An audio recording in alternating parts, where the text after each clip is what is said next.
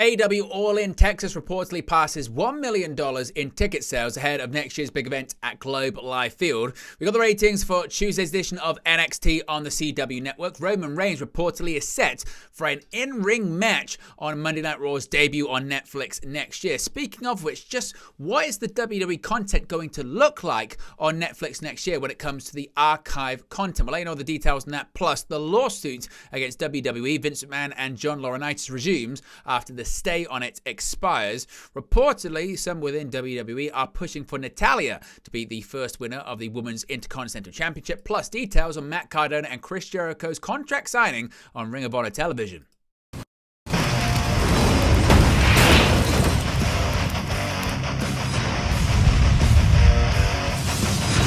Hey guys, welcome back to Wrestling News 365. Hope everyone is doing very well. As always, plenty of news stories to get into in the world of professional wrestling. Let's begin with ticket information regarding AEW All In Texas next year and details on just how much money AEW has made after the tickets officially went on sale this week.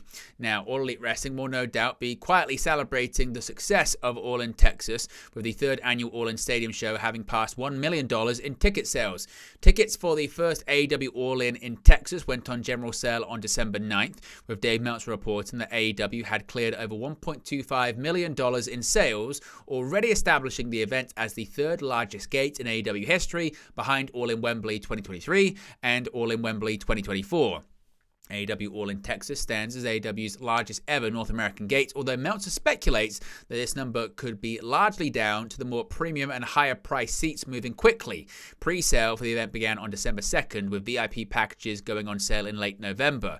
There's still 7 months until the event on July 12th, with AEW surely hoping they can reach at least the $6 million mark in ticket sales that they made with AEW All In Wembley 2 in August of this year, and if not the $10 million gate set by AEW All In Wembley 1 in 2023. Regardless, strong opening ticket sales will be good news for AEW after ticket struggles in Australia for Grand Slam, with AEW having to downgrade the venue for their Australian debut, a notoriously difficult market for pro wrestling promotions. However, when it does come to the actual number, that's something that hasn't been released just yet, so some are speculating this could be a situation whereby, once again, the higher priced tickets have been sold, but we just don't know how many in total have been sold. Of course, if we get any more details on that, we'll let you know in an upcoming video.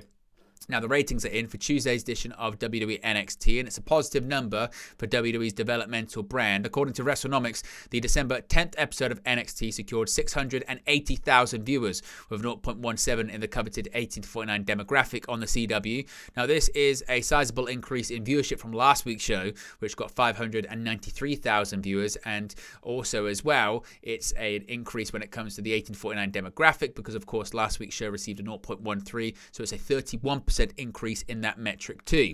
This week's episode of NXT saw Eddie Thorpe revealing his attacker to be actually nobody, and a way to leverage a future NXT Championship opportunity that he'll get next week against Trick Williams.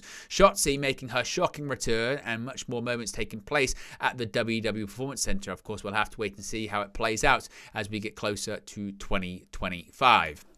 Now, speaking of 2025, it's a big year for WWE and a big year for their relationship with Netflix, as the contract, the new media rights deal between the two companies begins. And one is going to have Raw on Netflix streaming every Monday night live, and the premiere on January 6th is reportedly set to feature the in-ring return on Monday Night Raw for Roman Reigns, because Roman Reigns is reportedly set to wrestle on an episode of Monday Night Raw for the first time in years.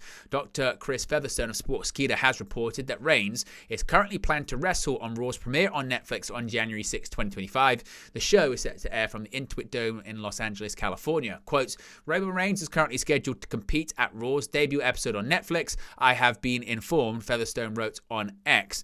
Now, Reigns hasn't wrestled on an episode of Monday Night Raw since July 25th, 2022, when he teamed with the Usos to defeat Matt Riddle and the Street Profits. Reigns has seldom wrestled since becoming a part-time WWE talent following 2022's WrestleMania 38 on television anyway, and he's only had 6 matches in total in 2024 thus far, with all of them taking place at WWE Premium Live events. WWE reportedly has major plans for the Raw premiere on Netflix, with WWE Chief Content Officer Paul Triple H Levesque noting that the company is treating it like a WrestleMania. The Rock is reportedly planned to make an appearance on the show from Los Angeles, while CM Punk vs. Seth Rollins is currently scheduled to take place on Raw's premiere show as well.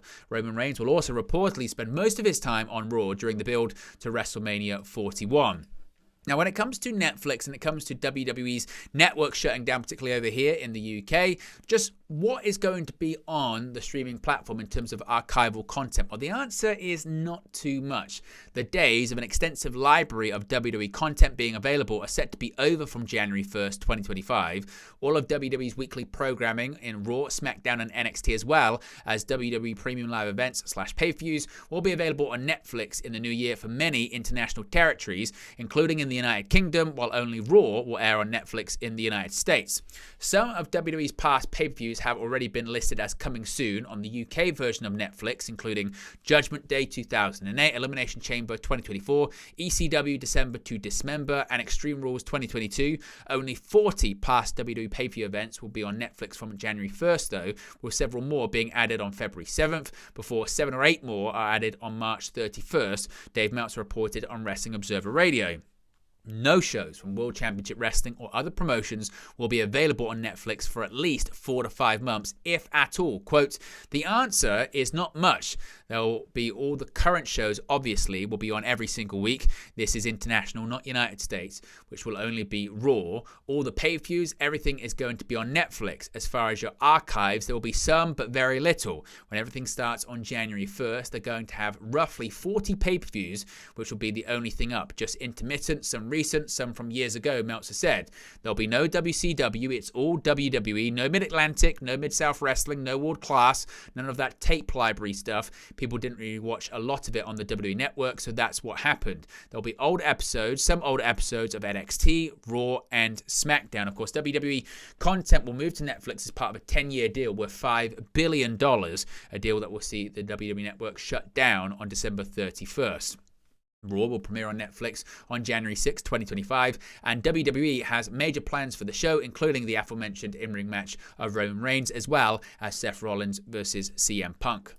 Now, a significant development when it comes to the Janelle Grant lawsuit against Vince McMahon, WWE, and John Laurinaitis. Janelle Grant's lawsuit against Vince McMahon, WWE, and John Laurinaitis is no longer paused after the United States Southern District for New York informed attorneys for Grant on December 11 that they would be allowing the stay on the case to expire. Federal prosecutors will continue their criminal investigation while Grant proceeds with her civil case.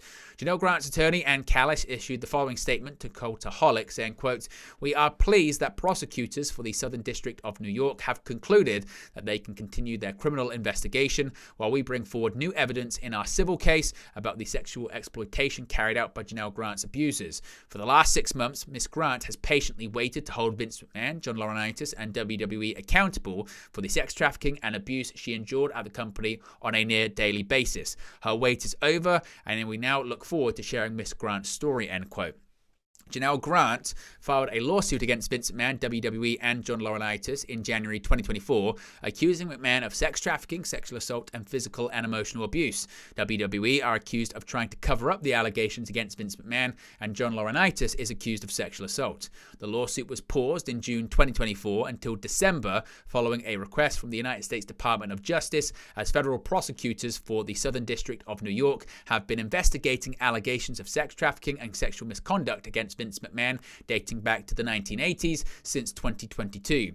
A grand jury subpoena served to Vince McMahon noted that he signed non-disclosure agreements with several women outside of Janelle Grant. McMahon signed NDAs with a WWE contractor who McMahon allegedly sexually harassed and sent unsolicited nudes to, a former WWE wrestler who McMahon allegedly coerced into performing oral sex, a former spa manager who was allegedly sexually assaulted by McMahon, and former WWE referee Rita Chatterton, who also accused McMahon of sexual assault, and a former WWE employee who was alleged to be demoted after ending an affair with John Laurinaitis.